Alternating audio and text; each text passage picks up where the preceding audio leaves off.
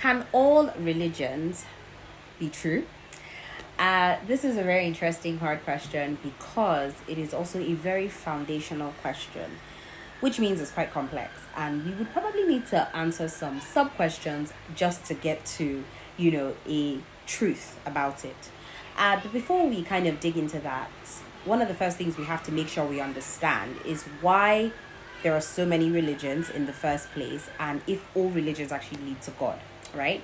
Now, the existence of so many religions and the claims that all religions do lead to God without question can be quite confusing for anybody who is earnestly seeking truth about God, right? And so what you find is that the end result for some people is that they go into despair of ever reaching absolute truth on this subject, right?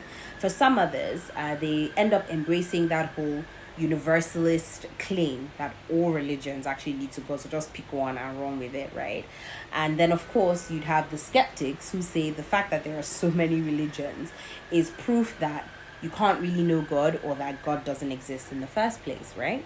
So in the Bible, in the book of Romans chapter 1 verses 19 to 21, it actually gives us an explanation for why there are so many religions in the first place. So what the Bible helps us to understand is that basically the truth of God is seen and known by every human being because God has actually made it so. He's placed some kind of witness in each and every one of us to actually know that there's a higher power, there's a higher being, and that is God, right?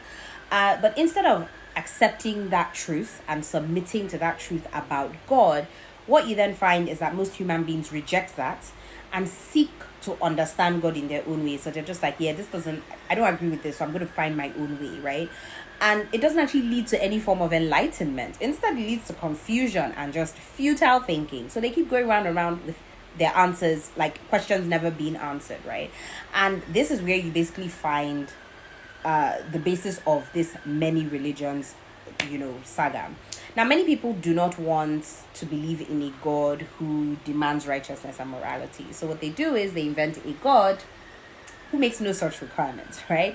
Many people do not want to believe in a God who declares it impossible, okay, for people to earn their own way to heaven. So they invent a God who accepts people into heaven if they have completed certain steps, followed certain rules, or they've obeyed certain laws, at least to the best of their ability, right? And also, many people don't want a relationship with a God who is sovereign and omnipotent. So they just imagine God to be like this mystical force just somewhere in the atmosphere, as opposed to him being a personal and sovereign ruler. So you'd see that the fact that many religions exist is not really an argument against the existence of God. Neither is it an argument that the truth about God is not clear, right?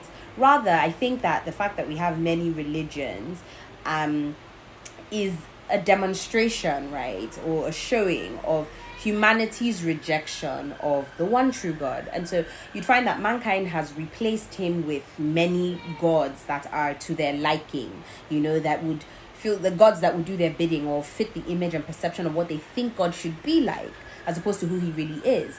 And it's a very dangerous space to be in. It's a very dangerous movement because, you see, the desire to recreate God in our own image comes from our inherent sinful nature. This sinful nature that is already causing all the problems of the world, and that nature within us. So, and it's a nature that the Bible tells us that that is going to cause us to eventually reap destruction, right? You can find that in the book of Galatians 6, chapter 7 to 8.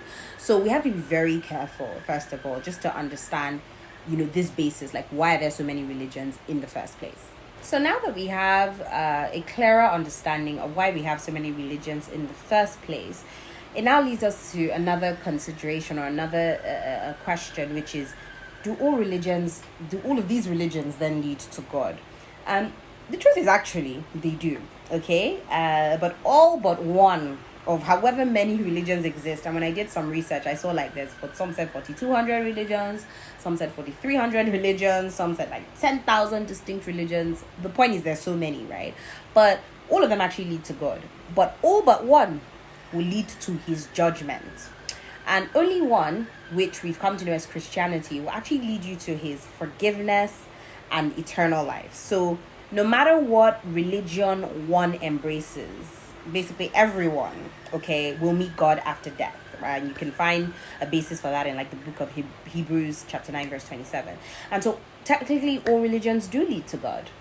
But only one, okay, only one religion, guys, will result in God's acceptance, because only through his salvation, through faith in Jesus Christ, can anyone approach him with confidence. So the decision to embrace the truth about God is very important for a simple reason. Eternity is an awfully long time to be wrong, guys.